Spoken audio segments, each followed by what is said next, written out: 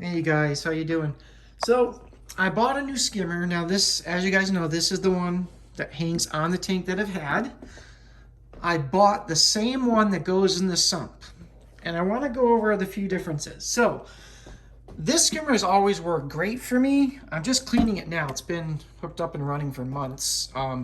It's worked great, except it always lets some bubbles out of here, and you can't get away with it. And you can see some scum is built up in here. No, nothing unusual. It's been like probably 5 months.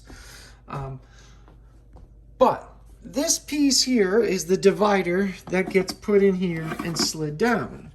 Now, as you guys know, that has to go in a certain way. It has to go in the way that the way that curves. So just make sure you put it in the way it always was in there. There, that's the way it was. So when you slide this in there, it creates a seal between each here and here, but the bubbles actually get through. And because this is the bubble side, they sneak through to this side, which is the return into your tank. So if there was, and I tried tightening the screw, this screw here goes through here, and I tried tightening it tighter, it didn't matter. The bubbles get through the little crevice here when this is pushed in, and that's why it creeps bubbles into your tank. Maybe some people's don't, and some do, but I think they kind of all do. It's a design flaw. This one here, it's got a lot of big ports.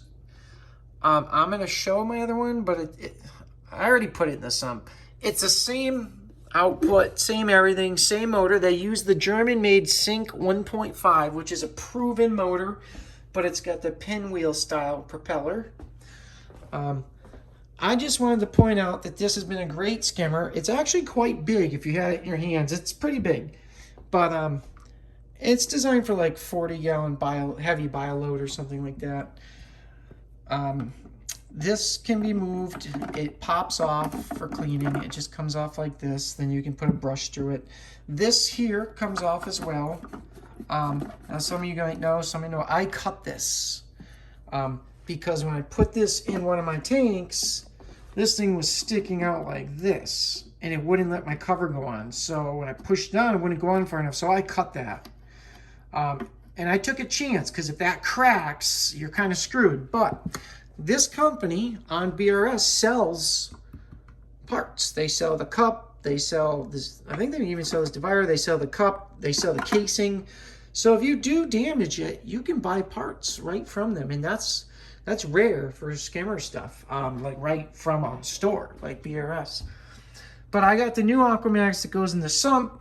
It's only like this wide. Same with the height, I think is a little shorter. It requires 8 to 10 inches, the other one.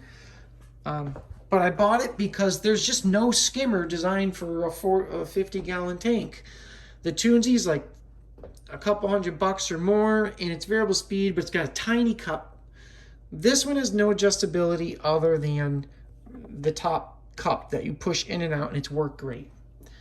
This piece here does get some salt creep in it. I've never had it reach up to the tube and block it. You could also add an air restrictor on here if you wanted to control the airflow. I've never needed it. This is just a very quick rundown. This one's going to go in the if I need later bin.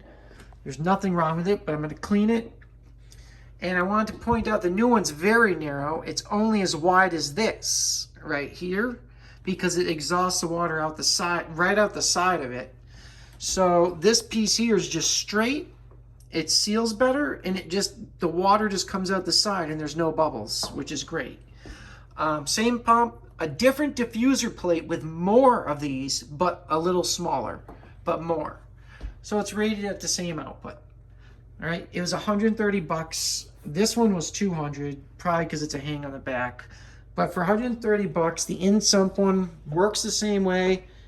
It started foaming the second I turned it on. There wasn't even a break-in. So all I have is positive things to say, other than that was a little long for some tanks, and that this one does let bubbles through. But if it's not a display tank, who cares? If it's your display tank, I probably wouldn't recommend it. I'd get the in sump one. All right, guys, so I got in here. This is 6 months worth, and it's just discolored. There's not much in it, little crud.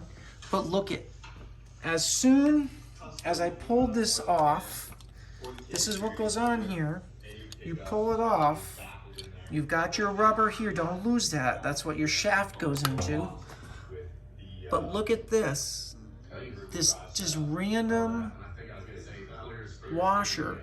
That is gonna be so easy to lose. If you're washing it in the sink and don't have this closed, even if you did and it fell below there, you wouldn't get it. So just know there's this tiny thingy there. There it is, look at that. All right, that's a little rubber. This, oh, okay, can't even get it off of me. And here's the shaft. This shaft was in there, and that was on there. So just don't forget about that, all right? That's very important. Maybe some of you guys know this or not, but you ever wonder how you get something like this clear again? You see the discoloration in it? It's not clear, it's beige. At the stores, they sell these. This is a Mr. Clean Magic Eraser Original. They sell them for $3 at a fish store. You can buy them on Amazon for like $6 for a 12-pack.